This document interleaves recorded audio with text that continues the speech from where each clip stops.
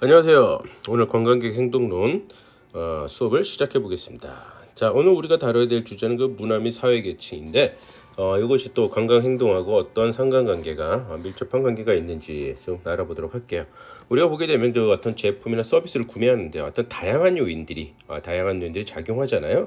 그러면서 이제 실제적으로 상품이나 서비스 같은 거 구매가 일어나기 시작하는데 이런 다양한 거에 대해서는 우리가 개인적이고 심리적인 요인들 를 많이 우리가 살펴봤죠. 그리고선 어떤 사회 문화적인 요인도 있지 않습니까? 그 사회적 문화적 요인은 앞서 우리가 지금 가족, 어떤 중고 집단 이런 걸 좀 살펴봤어요. 그래서 이 사회 문화적 요인으로서 마지막으로 우리가 문화와 사회 계층이라는 것을 갖다가 있을 수 있다라고 보시면 될 것 같아요. 그럼 우리가 왜 문화와 사회 계층이 관광 행동과 어떤 관계가 있는가 좀 살펴보게 되면 가장 첫 번째로 그 문화를 알게 되면 뭐를 우리가 이해할 수 있을 것 같아요? 문화를 알게 되면 어떤 대한민국의 문화를 알게 되면 혹은 미국의 문화를 알게 되면 서양의 문화를 알게 되면 동양의 문화를 알게 되면 우린 그 트렌드를 알 수가 있어요. 큰 흐름을 어떤 좀 약간 장기적인 거시적인 이런 개념에 좀 가깝다고 할 수 있겠죠. 이런 트렌드를 우리가 알 수가 있다. 그거를 우리가 이해할 수 있고 파악할 수가 있다는 거죠. 그러니까 우리가 어떤 비즈니스를 하는 데 있어서도 그 큰 흐름을 아니까 그런 흐름 속에서 무언가를 찾아낼 수 있다. 그렇다면 그 무언가 좀 작은 거, 좀 구체적인 거 그거를 우리가 또 알아내기 위한다면 우리가 사회 계층이라는 사회 계층 뭔지 아시죠? 문화는 사람이 살아가는 데 있어서 어떤 생활 방식, 그 삶이 녹아져 내린 것이라고 할 수 있는데 사회 계층은 그 사회 속에서 어떠한 독특한 그 다른 사회에서 그 사회 안에서도 어떤 구별되는 어떤 독특한 이런 걸 가지고 있어요. 그래서 어떤 구별되는 다른 인간 사람들하고 구별되는 인간의 어떤 집단을 말하는 거죠. 이거 어떤 상하 구조를 좀 가지고 있죠. 이런 것이 또 생활 양식을 가지고 있기 때문에 어떤 소비의 형태가 우리가 알 수 있다. 소비 형태를 우리가 읽어낼 수가 있는 거예요. 그 어떤 한 계층인 거죠. 계단식으로 되어 있는 어떤 한 계층의 그 사회 계층을 우리가 이해하게 된다면 그 사람들의 어떤 그 인간 집단의 소비 계층을 우리가 보인다. 그래서 마케트들은 어떤 문화와 사회 계층을 좀 어떤 큰 거시적인 관점에서 분명 우리는 문화를 알아야 되는 거고 또한 그 와중에서도 사회계층까지 우리가 정확히 파헤친다면 우리가 타겟을 정해놓고 어떠한 제품과 서비스를 개발해야 되는지 그것 또한 홍보는 어떻게 해야 되는지 이 사회계층은 어떠한 매체를 주로 보는지 우리가 나오는 많은 매체들도 보게 되면 접하는 매체가 다 달라요. 사회계층에 따라서. 그렇죠? 그런 그 계층에 따라서 다르기 때문에 그 소비 형태를 우리가 읽어낼 수 있으니까 홍보도 어디가 프로모션도 어떻게 진행되는지 알 수 있겠다라고 보시면 되겠죠. 자, 그래서 오늘 3시간 동안 우리가 다룰 내용은 문화와 사회 계층 우리가 다루게 될 거고요. 지금까지 보게 되면 일단 이러한 의사결정 과정에 좀 전에 얘기했던 사회문화적인 개인 심리적인 그래서 우리가 사회문화적인 요인인 그 사회 계층과 문화를 다뤄보게 되고 오늘 우리는 문화를 갖다 먼저 살펴보고 그 다음에 사회 계층도 살펴보고 그런 문화 사회 계층과 더불어서 마케팅 전략도 같이 살펴보는 시간을 갖겠습니다. 자, 그럼 먼저 우리가 문화부터 한번 파헤쳐 볼까요?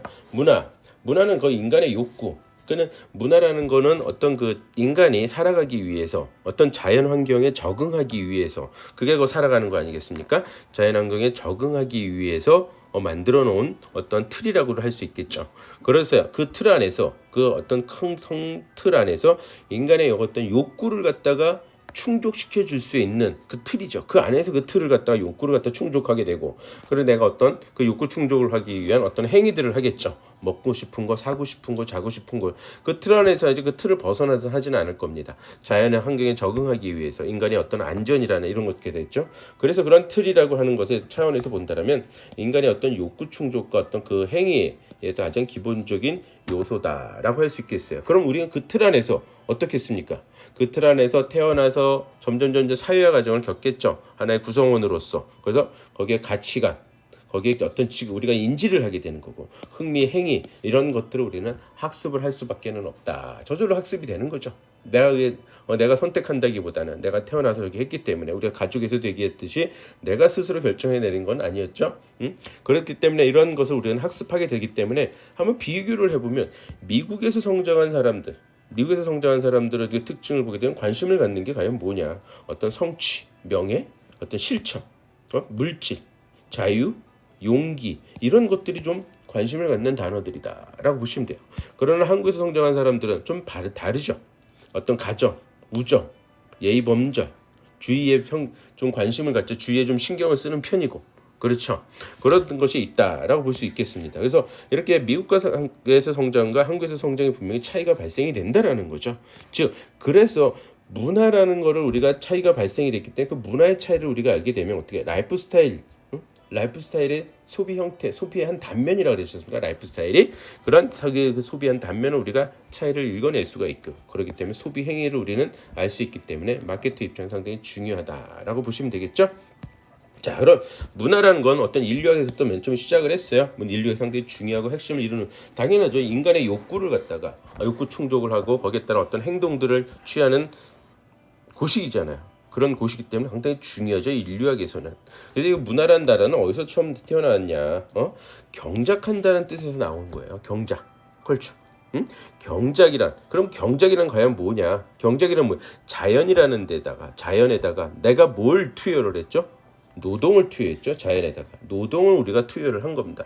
노동을 투입을 하게 되고 거기서 수학이라는 의미라는 걸 가지고 있는 거죠. 그러니까 지금 뭐예요? 창조죠. 창조. 창조의 개념이 좀 가깝다.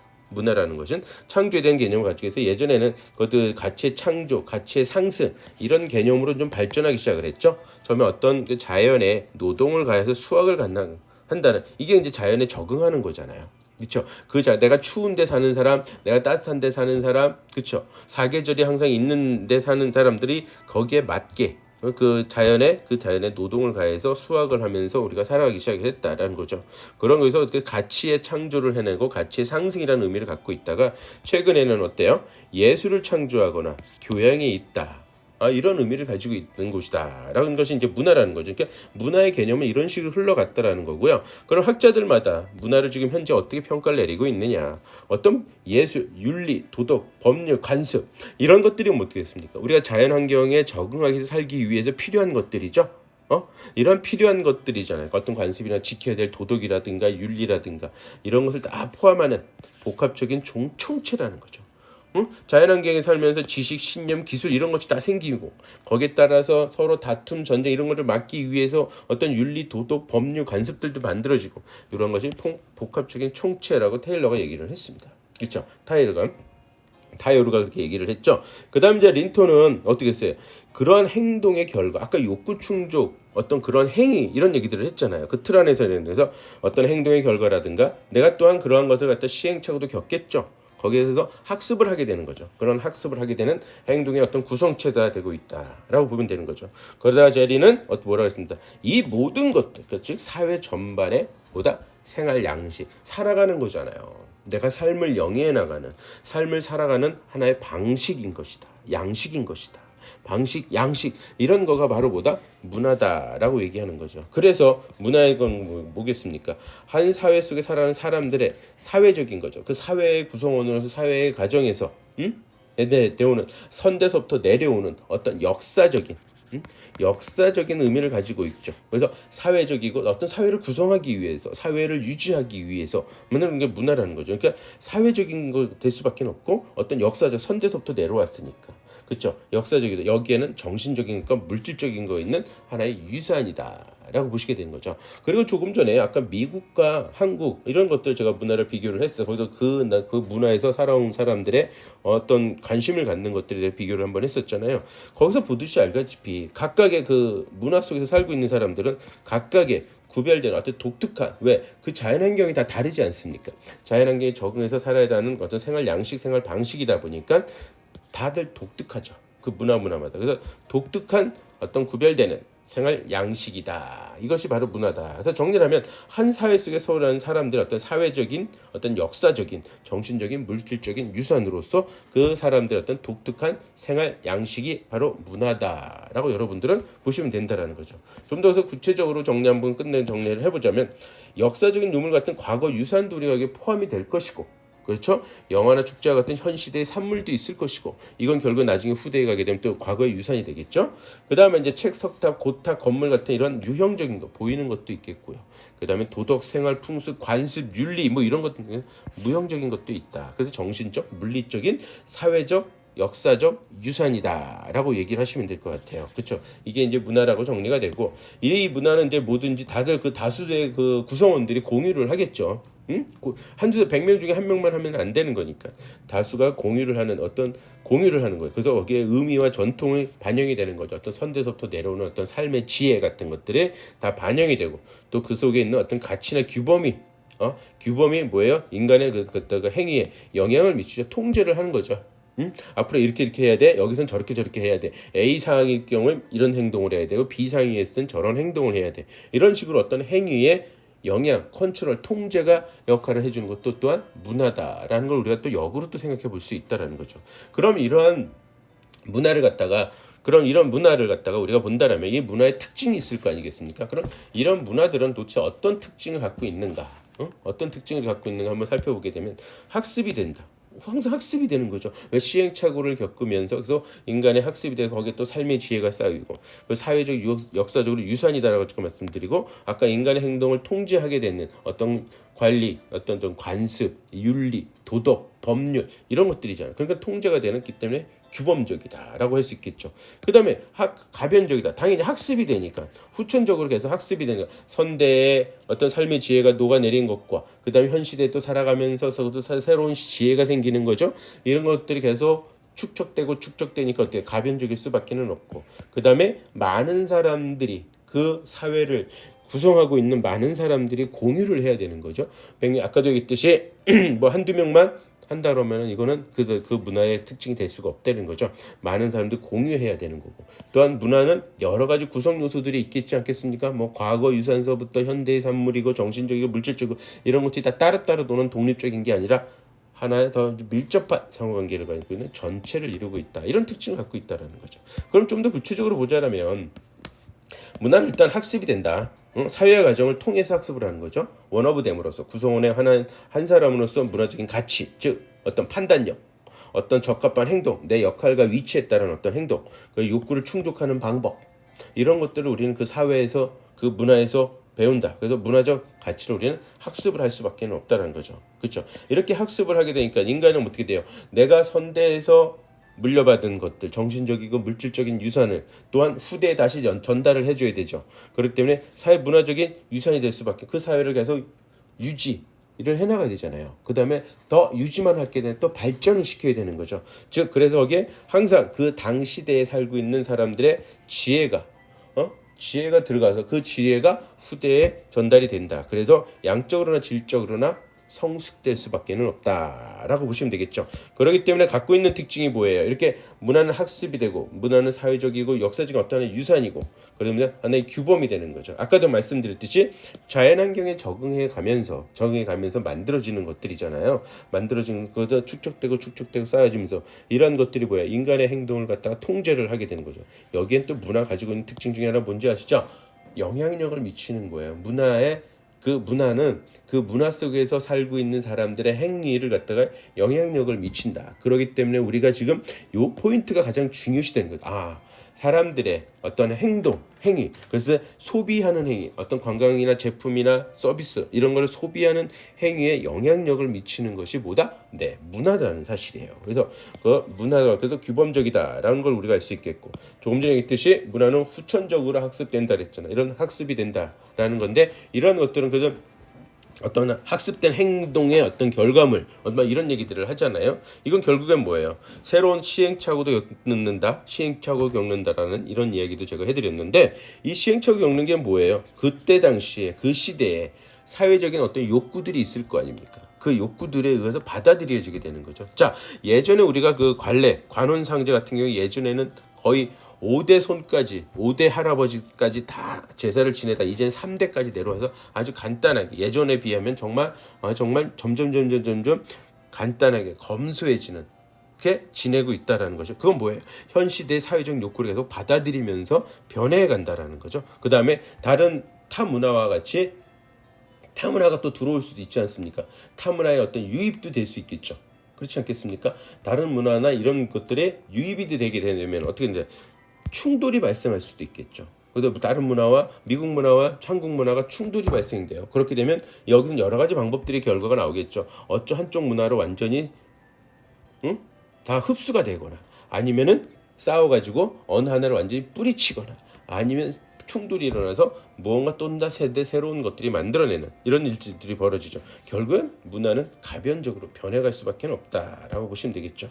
그동안에는 우리가 제가 말씀드렸듯이 태도, 어떤 성격, 개인적이고 심리적인 요인들은 변화하기가 너무 어렵다 하지만 이런 문화는 변화한다 보시면 되겠고요. 그리고 문화는 그 사회 구성원들의 어떤 다수의 사회 구성원들이죠. 다수의 사회 구성원들이 공유를 하고 그러한 행동들을 취하고 이런 실행을 취하게 되죠. 그러면서 일반화가 이루어지는 거죠. 다수의 사람들이 해야지 일반화가 되는 거잖아요. 다들 공유하고 이해하고 받아들여지는 이런 상태가 된다라고 보게 되는 거죠. 그런데 여기에 이런 일변화가 되기 위해서 중요한 조건 중에 하나가 뭐냐면 공통의 언어가 하나 필요하다. 이 공통의 언어가 없으면 공유가 되기 힘들죠. 그렇잖아요. 그 어떤 그 학습해야 되는 어떤 대상물이 공통의 언어가 없으면 안쪽에서 그걸 이해하기가 힘드니까. 그러니까 공통의 언어가 있어야지 서로가 공유를 할 수가 있다라는 거죠. 그리고 또 하나는 그 발달되는 대중 매체가 있어야지. 많은 사람들한테 그거를 갖다 전달을 해줄 수 있는 대중 매체도 필요하다는 거죠. 이렇게 공통의 언어와 대중 매체가 있어야지만이 이 문화는 다수의 사람들이 공유를 하게 되고 그러다 보니까는 다민족 국가들은 어떻게 되겠습니까? 공통의 언어라기보다는 공통의 언어 여러 가지 언어들이 합쳐 있겠죠.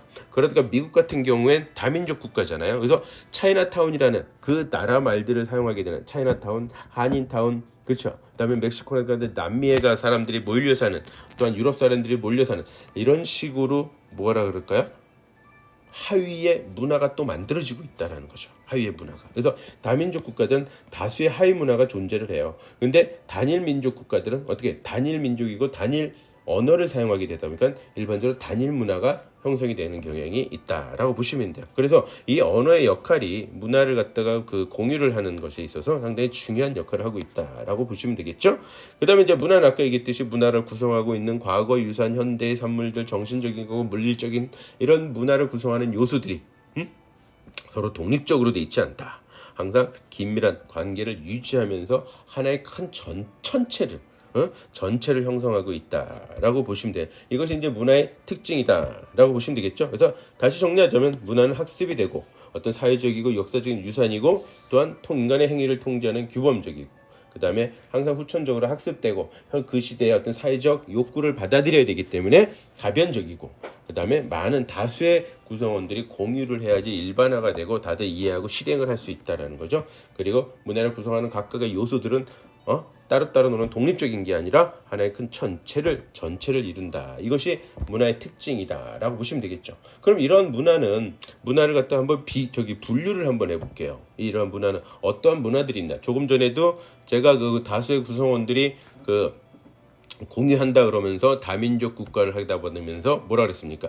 공통된 언어가 형성되지 않고 또 다른 언어들도 많이 형성돼 있다 보니까 다수의 하위 문화가 만들어져. 이렇게 하위 문화들도 만들어지는 것. 이렇게 문화는 분류를 시킬 수가 있어요. 그렇겠죠. 그렇기 때문에 이 문화는 아까도 얘기했듯이 과거의 산물, 현재 과거의 어떤 유산이라든가 현재의 산물, 정신적이고 물질적인 거 그리고 어떤 지역적인 많은 것들이 복합적으로 상호 관련이 있어서 하나의 전체를 이룬다고 했습니다. 그러다 보니까 문화는 기준별로 어떠한 레퍼런스별로 문화의 종류들이 나올 수가 있겠죠. 그 다음에 문화 유형성으로 먼저 본다라면 그러니까 레퍼런스 하나의 문화의 유형성, 문화가 보인다 안 보인다 뭐 이런 개념으로 간단하게 우리가 해석할 수가 있겠죠. 그래서 물질 문화와 비물질 문화 어떤 정신 문화가 되겠죠. 그런 게 있겠고 그다음 문화의 하나의 영역으로 보는 거죠. 이럴 때 인종별로 그러니까 미국이란 나라를 예를 들자라면은 흑인, 백인, 황인 뭐 이런 식으로 아시아계, 남미계, 뭐 아프리카계 이런 식으로 어떤 지역별로 또한 연령별로는 그건 우리나라도 마찬가지죠. 20대, 10대, 30대, 40대, 60대, 70대 그 다음에 어떤 종교별로 이건 당연하겠죠. 캐톨릭이냐, 신교냐, 어떤 유교냐, 그다음에 불교냐, 이슬람교냐에 따라서 어떤 종류, 그다음에 지역별로는 당연하게 이런 것들이 뭐 아프리카계냐 이런 식으로 나타나게 된다. 그 다음으로서는 이제 그 학자들이 그러면서 문화를 갖다 이렇게 문화들이 여러 문화들이 있구나, 나라별로 문화들이 다 다르구나, 독특하구나 그러다 보니까 어떻게 문화를 비교를 한번 해보게 되는 거죠. 그렇게 있지 않겠습니까? 그래서 문화를 비교하는 학자들 셋이 있어요. 그런 학자들이 문화를 갖다가 이렇게 좀 나눠봤어요. 비교를 분석을 하기 위해서 그래서 각각의 국가들의 문화를 어떤 특징들이 있나라는 건데 그러한 것들도 살펴보는 시간을 또 갖도록 해보겠습니다. 자, 그럼 문화 첫째가 이제 물질 문화예요. 물질 문화는 여러분 딱 봐도 벌써 이해가 되겠죠? 일상생활 어떤 문화는 아까 뭐라 했어요? 삶이 녹아내린 그런 생활 양식이에요. 생활 양식 혹은 생활 방식 뭐 이런 거게 되겠죠. 그러니까 어떻게 살아가는 거죠? 살아가는 데 있으니까 모두 어떤 것들을 이용하고 도구를 사용하겠죠. 그런 도구들을 사용하는 어떤 물리적인 어떤 유형제들을 유형제들 그리고 그걸 사용하는 어떤 기술적인 방법들 요게 관련된 문화가 바로 물질 문화다라고 보시면 돼요. 그래서 식사 도구 뭐 건물 토로 교통 수단 커뮤니케이션 수단 뭐 대중매체 이런 것들이 다 전부 다 물질 문화라는 거죠. 그래서 이 물질 문화의 특징을 보게 되면 물질 소유 이것이 삶의 중심인 거예요. 삶의 중심. 여기에 우리가 만족을 하고 불만족의 원천이 여기서 시작이 되는 거죠. 물질을 소유하고 물질을 소유 못하면 내가 원하는 걸 소유 못하면 불만족이 되는 거죠. 이런 식으로 이제 그 물질 문화에서는 삶의 중심이 물질이다 보니까 여기에 불만과 만족과 이런 것들이 생기게 되는 거고 또한 여기에 특징 이 물질 문화의 특징 실용성을 중요시 여기다 보니까 그 실용성이 뭐예요? 문화의 수준을 평가하는 레퍼런스가 되고 있다라는 거죠. 레퍼런스가. 그래도 여기 문화를 갖다 사실 문화는 우열이 없는 건데 우열이 없는 겁니다. 문화는 그 자연환경에 독특하게 적응하기 위해서 나타난 삶이 녹아져내는 생활 양식이잖아요. 그렇기 때문에 이게 좋은 거다 나쁜 거다 이런 거가 있을 수는 없대요. 그 자연환경에 맞게 산 거기 때문에 그렇겠죠.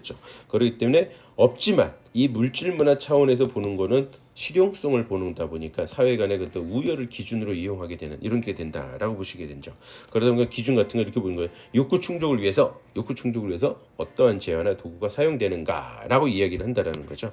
그런데 그래서 이런 물질 문화는 부정적인 측면이 참 많아요. 특히 우리 관광 측면에서 보게 된다면 호화, 사치품 이런 걸 사오는 과소비 여행들. 원래 이 관광이라는 건 뭡니까? 관광이라는 건 원래의 목적이 뭐예요? 관광은 일탈하는 거죠. 일상을 탈출하는 겁니다. 일상을 탈출하는 게 목적이죠. 그 이유는 어떤 지루함, 무료함, 스트레스 이런 걸 벗어나기 위한 거죠. 그래서 정말 힐링 이런 개념이 되는 건데 그렇지 않고 과소비 여행 어떤 물질을 자꾸 비싼 고가품들을 사갖고 오는 어떤 애를 과시하기 위한 이런 식이 나타나는 것이 물질 문화에서 봤을 땐 부정적인 측면이다라는 거죠. 그 다음에 이렇게 물질 문화를 보면 그 다음으로서는 문화의 유형성 기준을 보게 되면 비물질 문화가 있겠죠. 이런 비물질 문화 이런 뭐가 저기 있어요. 정신이죠. 정신. 그래서 인생의 어떤 목표 방향 인생의 목표 방향 그리고 그 인생의 목표 방향을 가기 위해서 정해놓은 행동의 규칙 방식에 관련된 문화예요. 아까 물질 문화는 인간이 살아가면서 필요한 어떤 물리적인 유형제라 그랬잖아요. 일상생활에서 필요한 어떤 사용하는 모든 물리적인 유형제와 그걸 사용하는 기술적인 어떤 방법들, 조작, 도구들 이런 것들이 관련된 문화라면 비물질 문화는 인생의 목표 방향, 인생의 목표 방향 그리고 그러한 목표 방향을 달성하기 위해서 하는 행동의 어떤 규칙, 방식에 관한 문화죠. 그러니까 정신적인 행동죠. 그래서 크게 두 개로 나눠지는 거죠. 정신문화. 이거는 방금 얘기했듯이 물질의 그 인생의 그 목표와 방향에 설치된 거고 행동문화는 두 번째는 뭐예요? 규칙과 방식이라는 거죠. 그래서 예를 들자면 정신문화라는 것들은 상부상조, 뭐 노인 공경사상 이런 거 그래서 가치관인 신념, 태도에 관한 문화다라고 보시면 되는 거죠. 그럼 행동 문화는 어떤 그 행동의 규칙이나 이런 거 방식이라 그랬죠. 그래서 인사하기, 노인 공경이니까 인사하기 이해가 쉽죠? 그래서 비물질 문화는 이렇게 정신 문화와 행동 문화로 나눠진다라고 여러분들이 이해를 하시면 될 것 같아요. 그래서 이렇게 비물질 문화와 비물질 문화가 있고 그 다음으로서는 우리가 이제 문화의 유형성 말고 또 뭐로 보기로 했어요? 문화 영역으로 한번 살펴보기로 했죠. 문화 영역을 살펴보게 되면 우리가 첫 번째로 나오는 게 하위 문화다. 아까 다민족 국가들 예를 들었었잖아요. 그 다수의 구성원들이 공유를 하는 데 있어서 정통 언어가 그러니까 공통된 언어가 있지만 그 밑에 또 다른 언어들을 사용한다면 언어로서 어떤 하위 문화가 만들어지게 되는 거죠. 여기서 조금 전에 얘기했듯이 그 언어로서 만약에 한글을 사용하는 사람들의 모임, 중국말을 사용하는 사람들의 모임, 스페인어를 사용하는 사람들의 모임 이렇게 되면 뭐야? 거기 핵심적인 가치가 언어죠. 이렇게 핵심적 가치의 동질성을 유지하기 위해서 핵심적인 가치를 동질성을 유지하기 위해서 자그마한 또 다른 문화가 만들어진다. 이게 바로 하위 문화는 거죠. 그래서 이 각각의 하위 문화들은 또한 본인들의 가지고 있는 그 핵심적인 가치 그러니까 방금 얘기한 하나의 언어가 될 수도 있고 어떤 가치관, 신념, 생활 습성이 될 수도 있겠죠.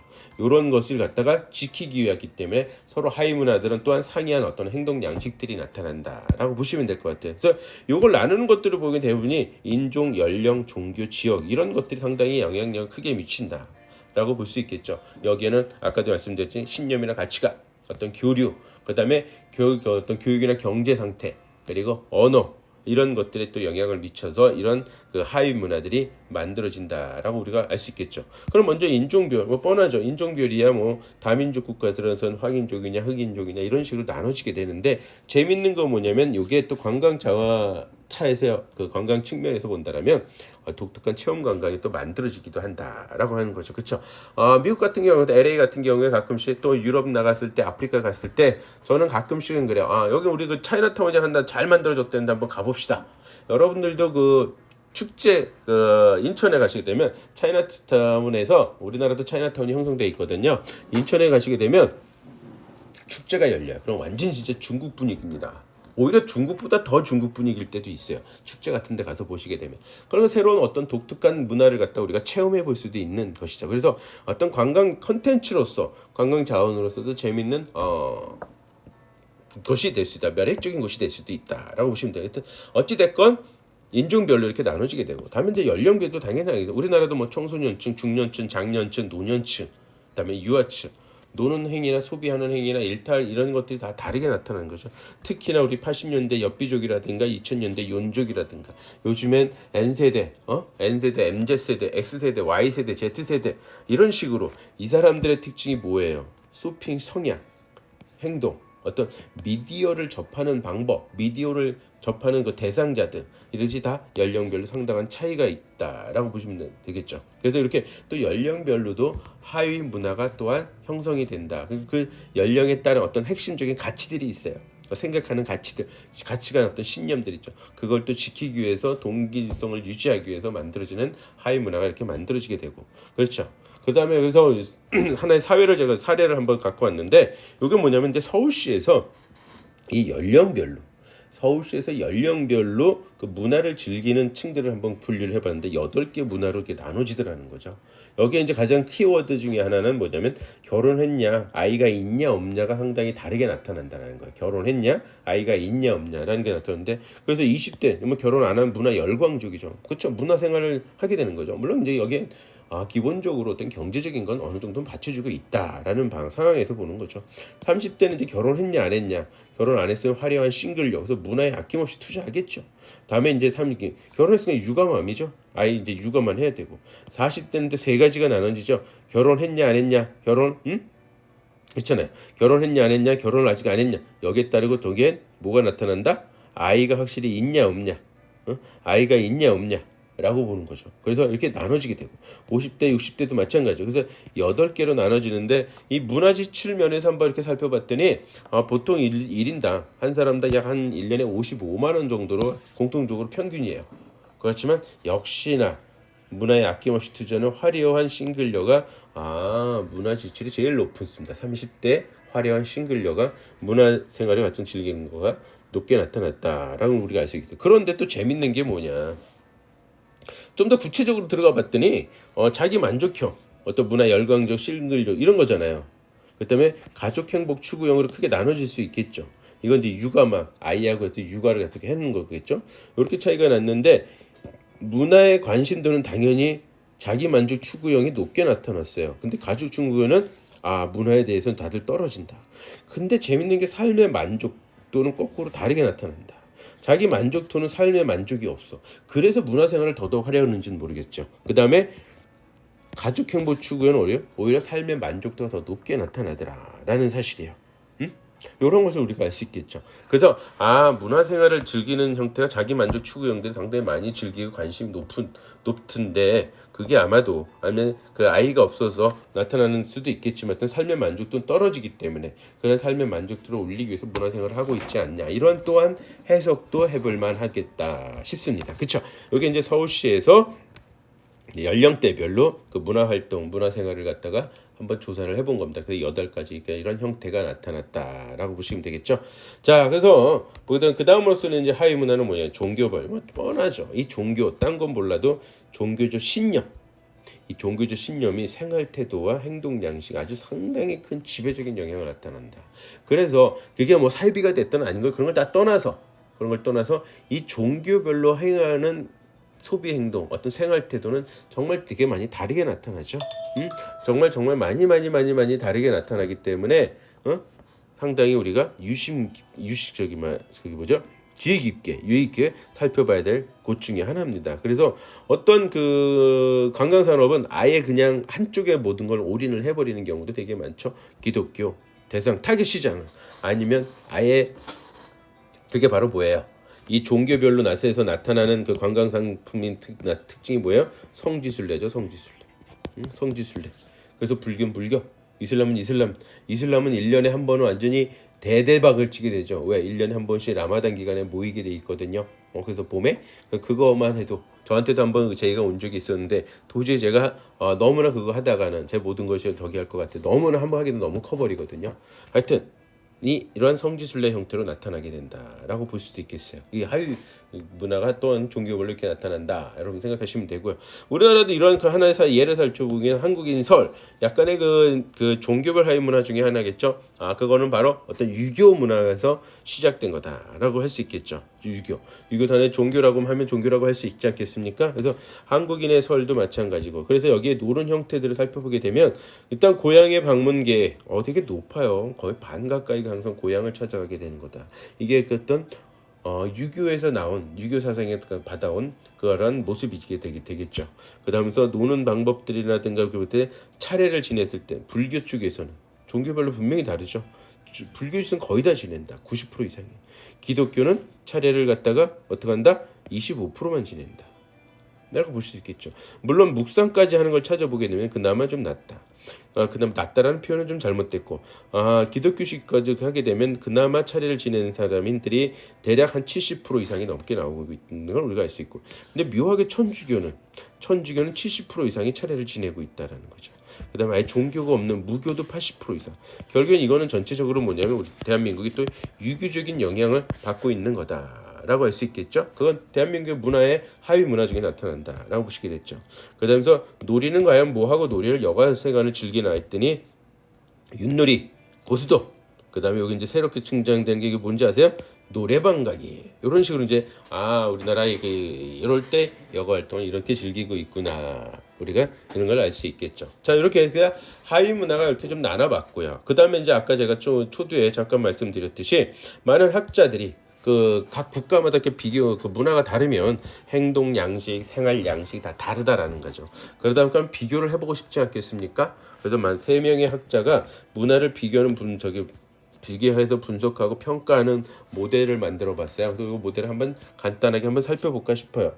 첫째가 클러콘이 만든 비교 문화, 다음에 홉스테더 이게 3명이 있는데 첫째 클러콘은 뭐냐면 이게 전부 다 이 빈승 문화한 모델들의 특징이 상대적인 건데 먼저 그 클러콘의 특징을 보게 되면 질문을 한 5개를 던졌어요. 그래서 3개지의 문화가 나오게 됐다. 이게 큰 테두리에서 3가지의 문화가 형태가 형성이 되는구나. 그래서 뭐냐? 인간의 본성이 기본적으로 선한가 악한가? 인간과 자연 간의 관계는 친화적이냐 지배적이냐? 그 다음에 시간 지연 정지에서 과거의 관심사가 과거냐 현재냐 미래냐? 사람의 행동 양식이 정적이냐 동적이냐? 인간관계는 개인주의냐 단체주의냐 권위주의냐 이런 것들을 설문을 돌려가지고 사람들을 갖다 쫙 조사를 해봤더니 이게 크게 3가지로 나타나더라. 그래서 기본적으로 여기 그 책자에 보면 오타예요. 책 여러분들 교재에 보시면 요거 악하다라는 겁니다. 악자입니다. 왜? 선과 악이거든요. 선과 악. 그다음에 선한 게 있고 악한 게 있고 그래서 자연에 복종하느냐 자연을 정복하느냐 과거 지향적이냐 미래지향적이냐 정적이냐 동적이냐 권위주의냐 집단주의냐 개인주의냐 이런 식으로 크게 문화가 3분류로 나눠진다. 이렇게 5가지 질문을 던져봐서 나눠봤다. 그래서 그걸 비교 분석을 해봤던 게 클러콘의 비교 문화 모형이다. 여러분들이 이렇게 이해를 하시면 될 것 같아요.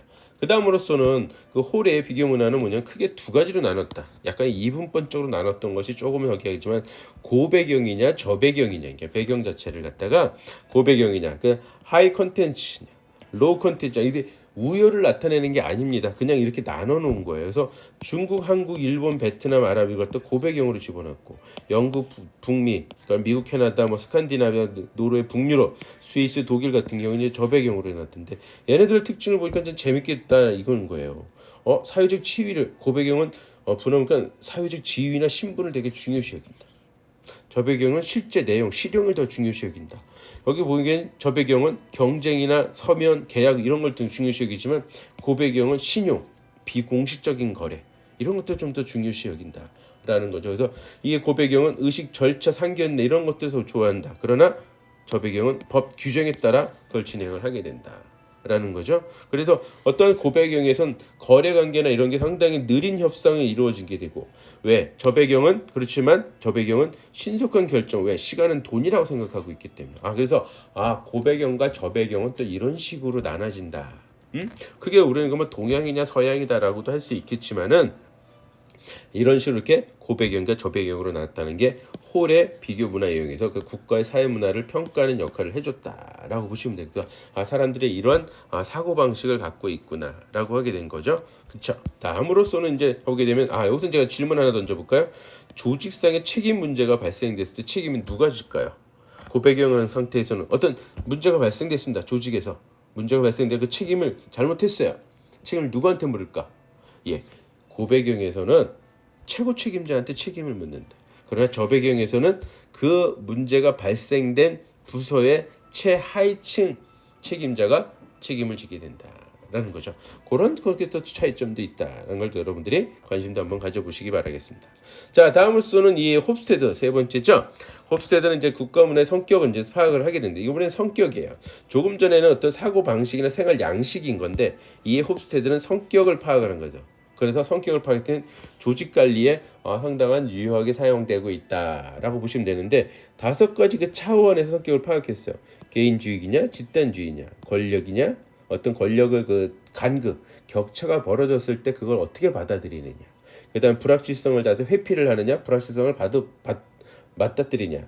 그다음에 남성다움이냐, 여성다움이냐. 다음에 장기지향적이냐 단기지향 요거는 이제 나중에 보강돼서 처음에 4개만 이 개인 4개만 먼저 발표를 했다가 그 다음에 장기지향이냐 단기지향 것도 추후에 보강을 했던 거죠. 이것도 마찬가지로 너무 이분법적인 그 비교를 한 한계점은 있지만 그래도 어떤 그 국가의 어떤 그 문화의 성격을 파악하면서 효율적인 조직을 관리하는 그런 기능을 가지고 있는데 나라별로 이렇게 보면 한국이 개인주의인 게 상당히 떨어지게 되는 거고 남성 중심도 그렇게 높은 편은 아니다. 남성 중심이 가장 높은 데는 어디다? 네, 이게 일본이 남성 중심이 상당히 강합니다. 우리 여성분들 보게 되면 이거는 축복받은 거예요. 일본은 정말 여성성이 별로 없다. 남성성이 너무 강한 거예요. 남성 중심의 정도가.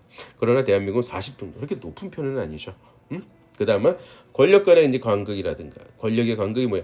권력의 그 격차가 많이 벌어지는 걸 내가 받아들이냐 못 받아들이냐는 겁니다. 60 정도 되면 어느 정도 그걸 받아들이고 있다라는 겁니다. 60 정도가 되면. 근데 일본은 너무나 격차가 벌어지는 거를 마치 대한민국하고 비슷비슷하게 이거는 50, 60이 나타난다 정도가 되지만 이게 떨어지는 오스트리아는 그거를 받아들이는 걸 별로 좋아하지 않는다. 권력의 격차 너무 발생되는 걸 별로 좋아하지 않는다. 이런 게 나타나는 게 오스트리아의 특징이라는 거죠. 불확실성을 회피한다. 어쩐다. 이것도 이제 마찬가지인데 불확실성을 회피하게 되면 어떤 특징을 갖고 있다? 불확실성을 회피하게 되면 안정성을 추구를 되게 많이 해요.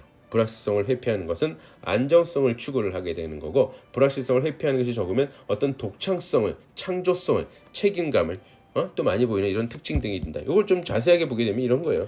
개인주의, 집단주의 이건 더더욱 여러분들한테 말할 게 없을 거라고 판단되고 권력의 격차를 받아들이냐 안 받아들이냐. 권력의 격차를 받아들이는 나라들은 중앙집권 수직적인 조직을 선호한다. 그러나 그런 걸 받아들이지 않는 건 분권화, 수평 조직을 더 선호한다. 이렇게 보시면 돼요. 그러니까는 불평등, 권력의 불평등, 격차가 심한 그런 것들 받아들이는 정도거든요. 그게 높으면 높을수록 중앙집권 수직적인 게 나타난다. 그게 낮을수록 분권화, 수평 조직의 형태를 더 선호한다라고 보시면 되겠죠. 불확실성을 회피하는 여부에 따라서 회피가 높으면 높을수록 안정의 최우선. 그래서 전문가를 존중하는 이런 성격을 띠고 있는 문화다. 그렇지만 이걸 갖다 불확실성을 회피하는 정도가 떨어지게 되면 독창성, 창조성, 책임감 이런 것이 더 중요시되는 문화다. 보면 되죠. 남성성은 여성성은 남성성 공격, 권력, 돈, 재물, 획득 이런 거게 되면 반면에 여성성이 높은 나라들은 생활의 질, 삶의 질이 여성성이 높은 나라가 어딘지 한번 볼까요? 여기가 되겠네요. 덴마크, 응? 덴마크 같은 나라, 프랑스, 그렇죠. 50 언더가 되는 나라. 대만이 비교적 여성이 높네요.